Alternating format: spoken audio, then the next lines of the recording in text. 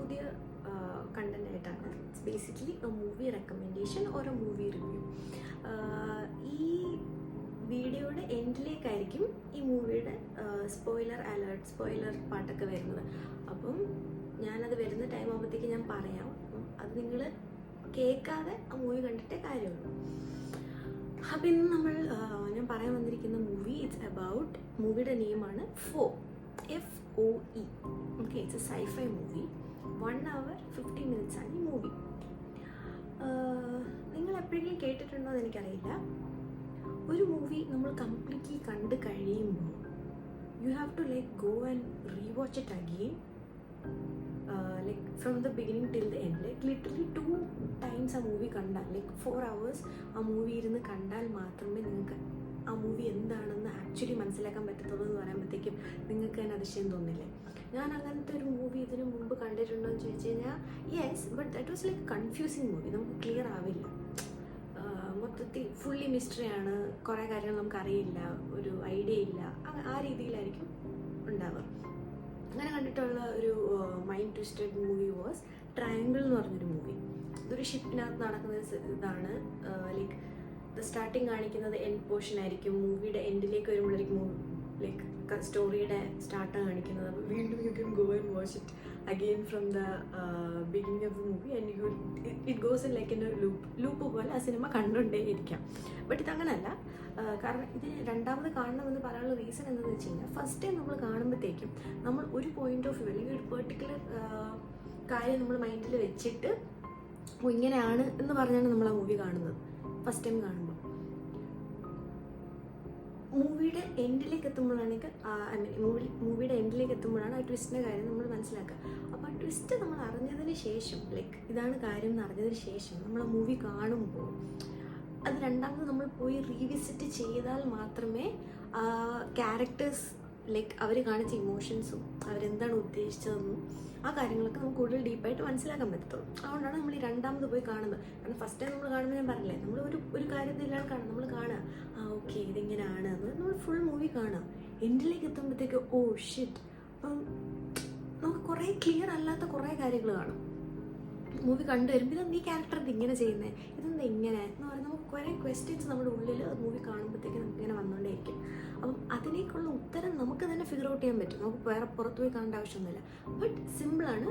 1 time movie കണ്ടാൽ നമുക്ക് ഒരുപാട് ക്വസ്റ്റ്യൻസ് ഉണ്ട്, ഒരുപാട് ക്വസ്റ്റ്യൻസ്. അപ്പോൾ യൂഷ്വലി എന്താ ആൾക്കാർ ചെയ്യുക, 1 time കണ്ട് നമുക്കൊന്നും മനസ്സിലായില്ലെന്നുണ്ടെങ്കിൽ നമ്മൾ ഡയറക്റ്റ് യൂട്യൂബിൽ അല്ലെങ്കിൽ എവിടെയെങ്കിലും പോയിട്ട് നമ്മൾ പോയി സെർച്ച് ചെയ്യും എന്താണ് ഇതിൻ്റെ അർത്ഥം, മൂവി എക്സ്പ്ലനേഷൻ അല്ലെങ്കിൽ ക്ലൈമാക്സ് എക്സ്പ്ലെയിൻഡോ അങ്ങനെ പലതും നമ്മൾ പോയി നോക്കും.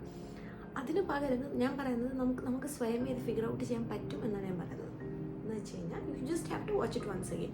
ഒരു പ്രാവശ്യം നിങ്ങൾക്ക് കാണുമ്പോഴത്തേക്കും നമുക്ക് ഐഡിയ ഉണ്ട്, ഓക്കെ ഇത് ഇന്നതാണ് എന്ന് നമുക്കറിയാം. അപ്പം അങ്ങനെ ആണെന്ന് അറിഞ്ഞുകൊണ്ട് നമ്മൾ ആ മൂവി ഒന്നുകൂടെ നമ്മൾ ഓരോ സീൻസും ക്യാരക്ടേഴ്സ് ചെയ്യുന്ന ഓരോ കാര്യങ്ങളും അവർ പറയുന്ന ഓരോ ഡയലോഗും എല്ലാം നമ്മൾ ഒന്നുകൂടെ കാണുമ്പോൾ നമുക്ക് മനസ്സിലാവും. അപ്പം അങ്ങനെയാണ് ഞാൻ ഈ മൂവി കണ്ടത്.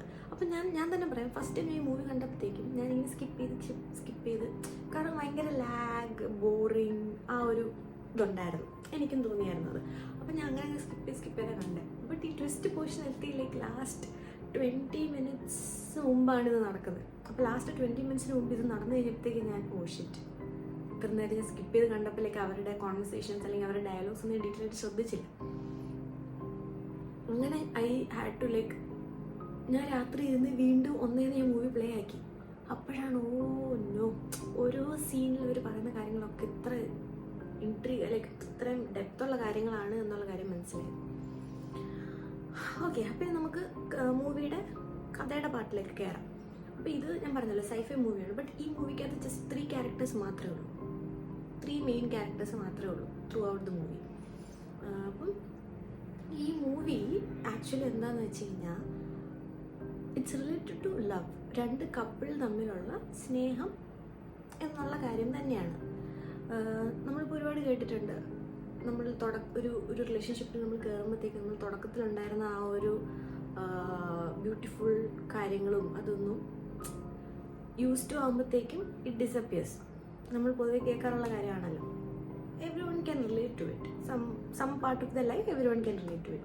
അപ്പം അത് നമുക്ക് ഇപ്പോഴത്തെ ജനറേഷനിലെ ആൾക്കാർക്ക് അത് കണക്ട് ചെയ്യാനും മനസ്സിലാക്കാനും പറ്റുന്നത് കൊണ്ട് തന്നെ ആ movie it's like really good. അപ്പോൾ 3 ക്യാരക്ടേഴ്സ്, ഹെൻ എന്ന് പറയുന്നൊരു ഫീമെയിൽ ക്യാരക്ടർ, ജൂനിയർ എന്ന് പറയുന്നൊരു മെയിൽ ക്യാരക്ടർ. അപ്പോൾ ഇതിനകത്ത് ഹെന്നും ജൂനിയറും ഇവർ രണ്ടുപേരും കപ്പിൾസാണ്. Okay, they are married couple. And Terrence എന്ന് പറയുന്ന ഒരു ഗവൺമെൻറ് എംപ്ലോയി. ഓക്കെ, ഇവരാണ് 3 ക്യാരക്ടേഴ്സ്. അപ്പോൾ സ്റ്റോറി ലൈൻ സ്റ്റാർട്ട് ചെയ്യുന്നതെന്ന് വെച്ച് കഴിഞ്ഞാൽ അവർ കാണിക്കുന്നത് എന്താണെന്ന് വെച്ച് കഴിഞ്ഞാൽ junior is the husband and hen is the wife. അപ്പോൾ ഇവർ രണ്ടുപേരും യൂഷ്വലായിട്ട് കാഷ്വലായിട്ട് അവരുടെ ലൈഫ് ഇങ്ങനെ ജീവിച്ചു പോവാം. ബട്ട് ഇത് നടക്കുന്നത് ഇൻ ദ ഇയർ 2076, എൻ്റെ ഓർമ്മ ശരിയാണെന്നുണ്ടെങ്കിൽ ഫ്യൂച്ചറിലെ കാര്യമാണ് നടക്കുന്നത്. അപ്പോൾ ആ ടൈമൊക്കെ ആകുമ്പോഴത്തേക്കും എന്താ ലാൻഡ് നമ്മുടെ അവിടെ ലൈക്ക് എർത്തിൽ സർവൈവ് ചെയ്യാൻ വേണ്ടി ഭയങ്കര ഡിഫിക്കൽട്ടാണ്. എല്ലാ ആൾക്കാരും എക്സ്പ്ലോയിറ്റ് ചെയ്തിട്ട് മൊത്തത്തിൽ നശിച്ച് തുടങ്ങി. അവരൊരു ഫാമിലാണ് ഇത് താമസിക്കുന്നത്. അപ്പോൾ അവിടെ ഫുൾ നശിച്ചു പോയി. എന്താ ഗ്രീനറി ഇല്ല, പ്ലാന്റ്സ് ഇല്ല, ഒന്നുമില്ല. അപ്പോൾ അവിടെ താമസിക്കാൻ പാടാണ്. അപ്പോൾ the government is like trying to find a place for the people to live in the സ്പേസിൽ താമസിക്കാൻ വേണ്ടിയിട്ടുള്ള പ്ലാനറ്റ്സും കാര്യങ്ങളൊക്കെ ഇങ്ങനെ നോക്കുകയാണ് എന്നുള്ളതാണ് നടക്കുന്നത്. അപ്പോൾ ഇതിനകത്ത് ഇവർ രണ്ടുപേരും അവരുടെ ഒരു കുടുംബപരമായ ഒരു വീട്ടിലാണ് അവർ താമസിക്കുന്നത്. അതൊരു കാട്ടിനകത്താണ്. ലൈക്ക് ലിറ്ററലി അവിടെ അവർ മാത്രമേ ഉള്ളൂ, വേറെ ആരും ആ ഏരിയയിലൊന്നും ഇപ്പോൾ താമസിക്കുന്നില്ല. വെള്ളത്തിന് ക്ഷാമമുണ്ട്. വീട്ടിൽ നിന്ന് അവർക്ക് പുറത്തിറങ്ങാൻ പറ്റത്തില്ല. ആ ഒരു രീതിയിൽ പുറത്തിറങ്ങുകയാണെങ്കിൽ അവരുടെ ഇതിനവിടെ പോവുകയാണെങ്കിലും അധികം മരങ്ങളില്ല, ചെടികളില്ല. ഭയങ്കര sad life. They are going through A sad life. അപ്പോൾ അങ്ങനെ പെട്ടെന്നൊരു ദിവസമാണ് ഇവരിങ്ങനെ ജീവിക്കുന്ന സമയത്ത് പെട്ടെന്നൊരു ദിവസം ടെറൻസ് എന്ന് പറയുന്ന ഒരു ഗവൺമെൻറ് എംപ്ലോയി വരികയാണ്. അപ്പോൾ അയാൾ വരുമ്പോഴത്തേക്കും അയാൾ പറയുന്നതെന്ന് പറഞ്ഞു കഴിഞ്ഞാൽ ഗവൺമെൻറ് ഫോഴ്സ്ഫുള്ളി ഇങ്ങനെ കുറച്ച് ആൾക്കാരെ സെലക്ട് ചെയ്യുന്നുണ്ട്. സെലക്ട് ചെയ്തിട്ട് they are asking that person to like go to സ്പേസിൽ സ്ഥലം ഓക്കെ ആണോ എന്നൊക്കെ ഉള്ള ചെക്ക് ചെയ്യാൻ വേണ്ടിയിട്ട് അവർ റാൻഡമായിട്ട് ആൾക്കാരെ പിക്ക് ചെയ്യാണ്.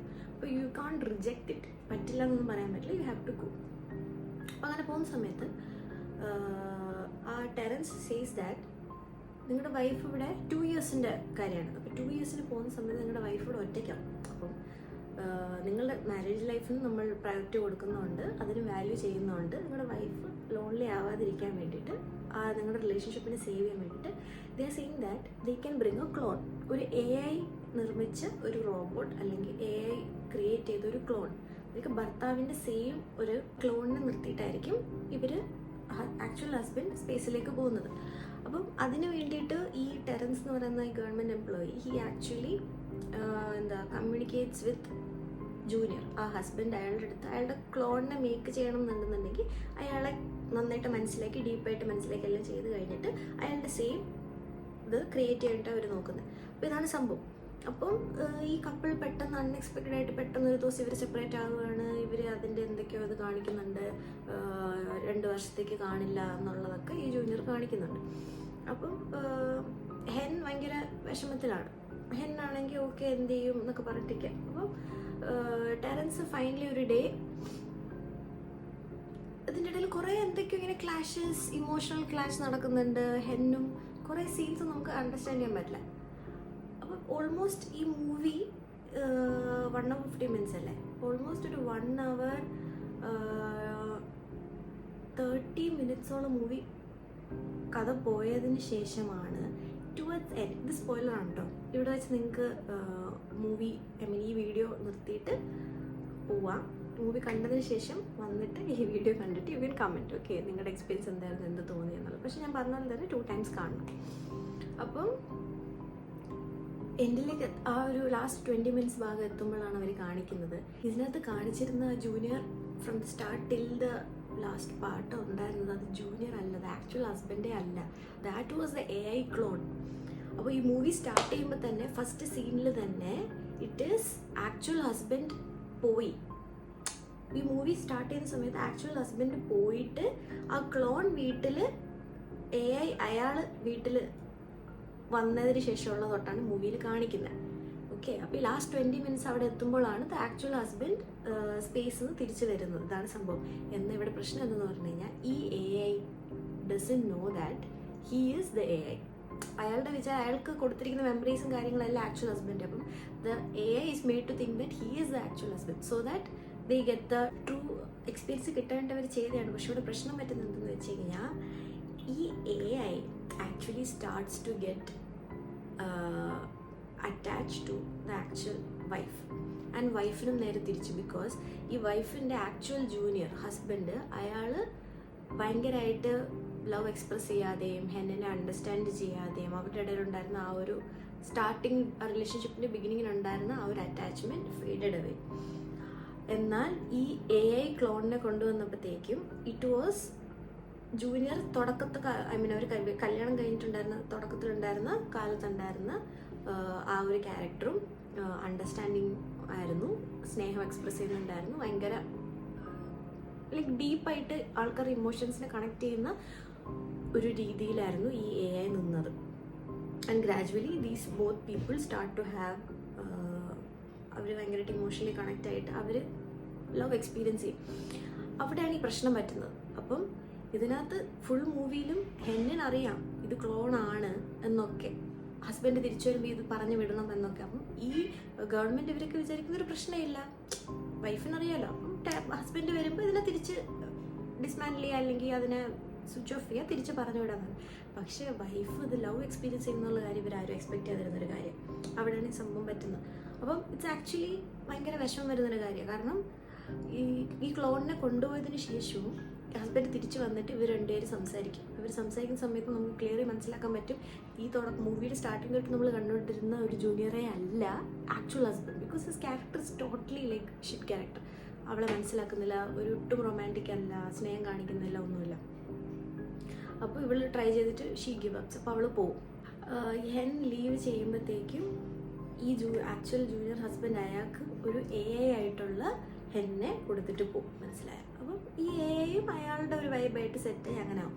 അപ്പോൾ അതാണ് ബേസിക്കലി മൂവി. അപ്പോൾ അതിനകത്ത് നമുക്ക് വിഷമം വന്നതെന്ന് പറഞ്ഞു കഴിഞ്ഞാൽ ഒരു ഹ്യൂമനെ അയാൾക്ക് നഷ്ടപ്പെട്ടു പോയ കാരണം ആ AI കൊടുത്തു എന്നുള്ള കാര്യമാണ്. അപ്പം നമ്മളെല്ലാവരും ചെയ്യേണ്ട കാര്യം ഇതാണ്, നമ്മുടെ കൂടെ ഉള്ളതിന് അങ്ങനെ മെയിൻറ്റെയിൻ ചെയ്ത് കൊണ്ടുപോകാം, മനസ്സിലായി? സ്നേഹം പ്രകടിപ്പിക്കാനുള്ളതാണ്, അടച്ചു മൂടി വയ്ക്കാനുള്ളതല്ല. അപ്പോൾ അതാണ് ഈ മൂവി. നിങ്ങളെല്ലാവരും കണ്ടിട്ട് do let me know in the comments. Don't forget to subscribe my channel. നിങ്ങളെല്ലാവരും പുതിയതാണെന്നുണ്ടെങ്കിൽ എൻ്റെ പേര് ഐശ്വര്യ സി പിള്ളി. ഞാൻ ഫാഷൻ ഇൻട്രസ്റ്റിംഗ് കണ്ടൻസ് ഒക്കെ ഞാൻ ചെയ്യാൻ വേണ്ടി ട്രൈ ചെയ്യുന്ന ഒരാളാണ്. That's all from my side. Hope you all enjoyed this video. Thank you so much for watching. Bye. Love you lots.